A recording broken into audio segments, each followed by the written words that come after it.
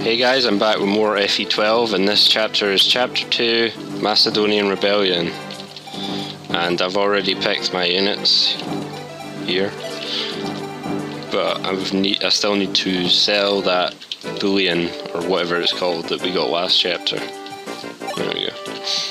5,000 gold.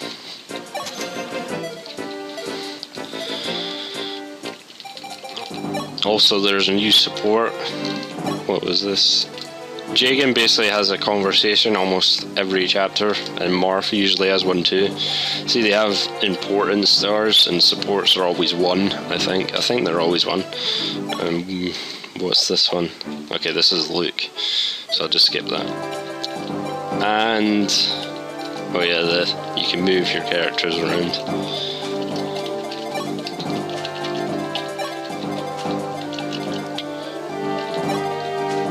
That's fine. And here's the new feature. It basically fills as your DS is running. It basically, there's a clock that fills up, you'll see it after this, and it gives different random bonuses to random characters. The more you leave it on, the more it fills up. For example, here it gave Aaron 25 experience and Luke something. So if I check Aaron, you see him, he's level 3, has 25 experience now. I did not give him any experience before. And Luke, he got +2 skill and +2 defense temporarily for one chapter. So they're basically different bonuses, random bonuses that give you different things. Some of them can be items, and this is the first unit we get in this chapter, and she is a Pegasus Knight, and her name is Catria. And I wouldn't be lying if I said she's probably the best unit in the game, or at least in the top 3. She has good base stats and even better growth, and she's probably going to be one of the first units you promote if you use her. And she's basically mandatory on higher difficulties. Basically, she has amazing skill, amazing speed, quite good HP actually, good strength, and good defense. So you can just see how that's pretty much an amazing unit already. And she is only level 6 right now, and she comes with an Iron Lance and a Javelin. And to talk about javelins and also hand axes, which is what the boss has, there is no weapon weight in this game.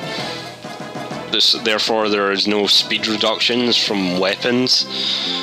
Javelins and hand axes used to have a very high weight in Shadow Dragon to counter effect the fact that they had quite high might. But in this game, since there's no weapon weight, javelins have 3 might and hand axes have 4 might, opposed to javelins having 7 in Shadow Dragon and hand axe is having 8 in... wait, I just blanked. Hand axe is having 8 might in Shadow Dragon, and this is pretty bad. It makes javelins and hand axes pretty worthless, to be honest. I mean, I can see that they had to nerf it a bit, because hand axes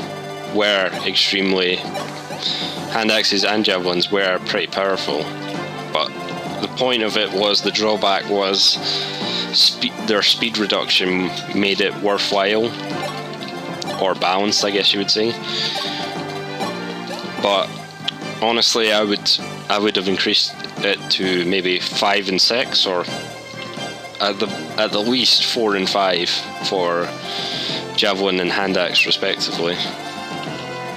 And also the boss Lumo used to have a line in FA3 he was basically bragging about his weapon that he had, the Night Killer, a lance that was effective against Cavaliers and Paladins, but now he doesn't have that anymore. So, and he also doesn't move on normal mode.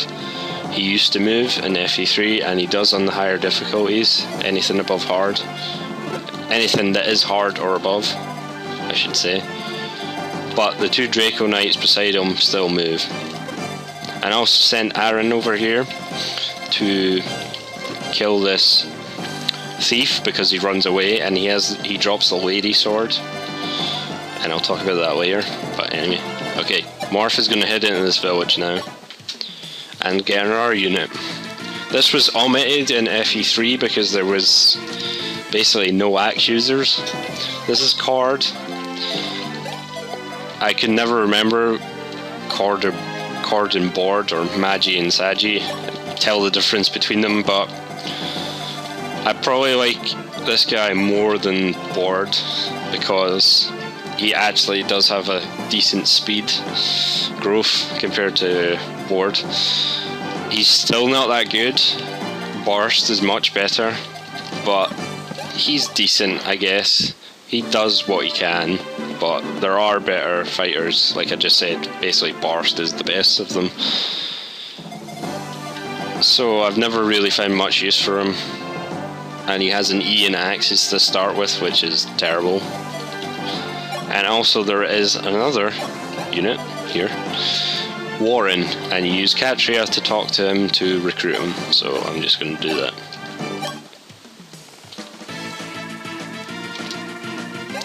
You can also attack after recruiting.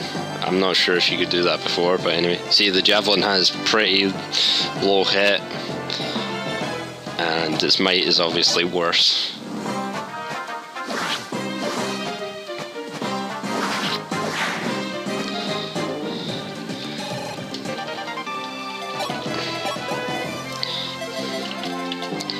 Sadly, I can't reach, which sucks. Catria is probably going to take a hit, although it shouldn't kill her.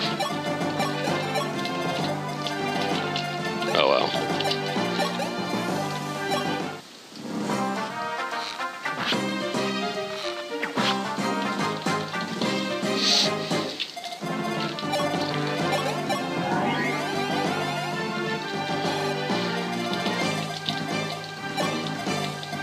So I'm going to send Aaron up here. The thief does take about 7 turns to run away, but I may as well get rid of him pretty quickly because he does run up round here and goes through the top of the map, which is annoying to catch.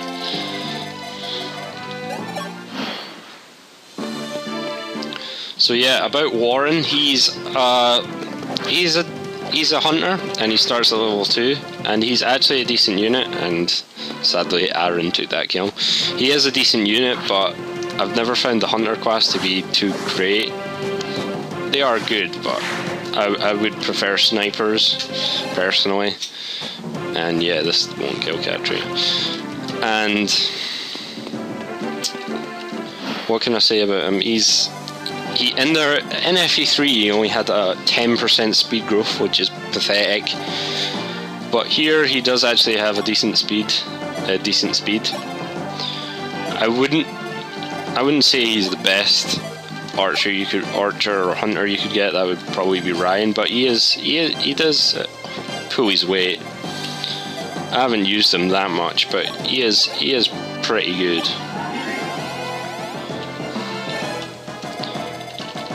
As for whether I'll use him or not, probably not.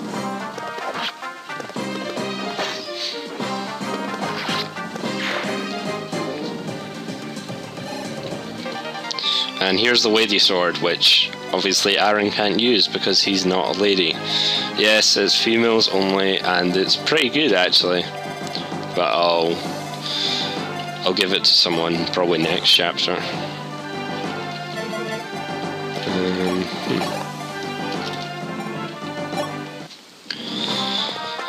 And you can tell it's ridiculous when soldiers are already doing no damage to cavaliers.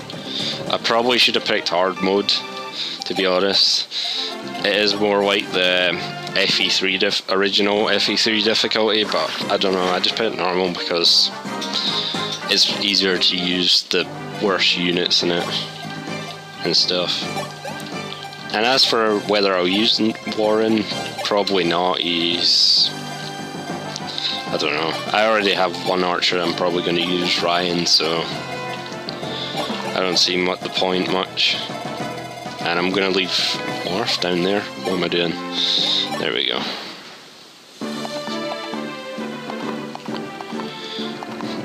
And I'm honestly not looking forward to the next chapter. I thought I put auto cursor off. Should have. Oh well. I don't know what happened there. Honestly not looking forward to the next chapter because it's a long way around a mountain. That's it basically. It's just a long haul around a mountain. It's not as bad as the original, but God, it takes forever. There is a way you can speed it up, but if you want to get all the characters, you cannot do that. And obviously I want to get all the characters.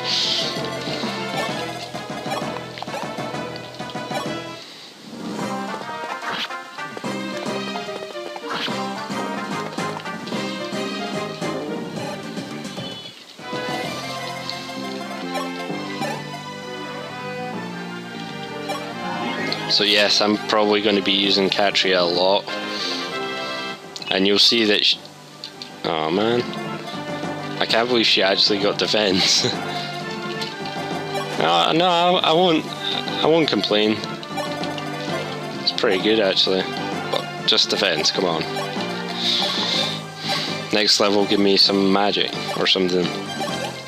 She does have problems with magic a bit. Nothing that I found too groundbreaking. Oh, I forgot. I left Aaron there. Oh well. These are the only kills you're getting in this game, bro. Sorry.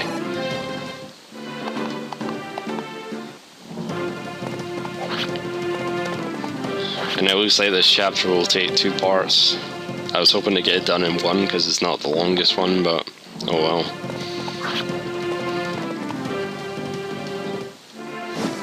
And here's the Dracoman Knights that move. Great.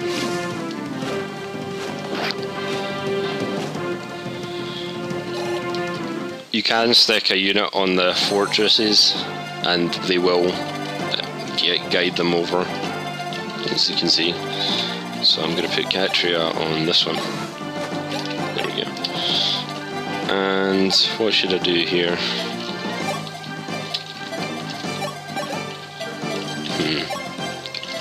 I'll let Luke kill here, yeah.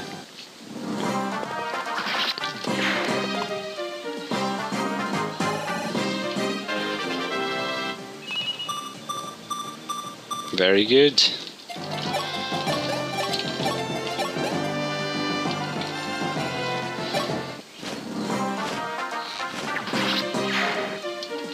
Thank you, Ryan, for not missing. And these Draco Knights give a lot of EXP, as you can see. Skill and defense.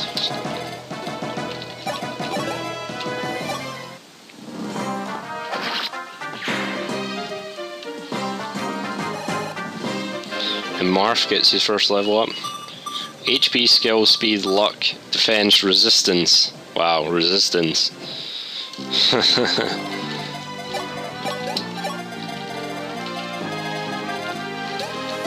So I'm gonna slowly move up.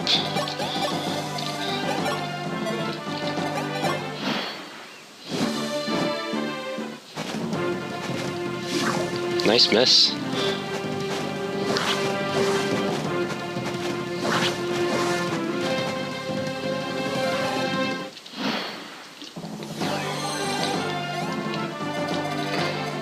The auto cursor is off. I don't want what happened there. Ah, get out of the way, Aaron. There we go. Just in case. Sadly, she's only going to do 10 damage there. And probably go for someone else. Oh well. Unless she crits. Hint, hint.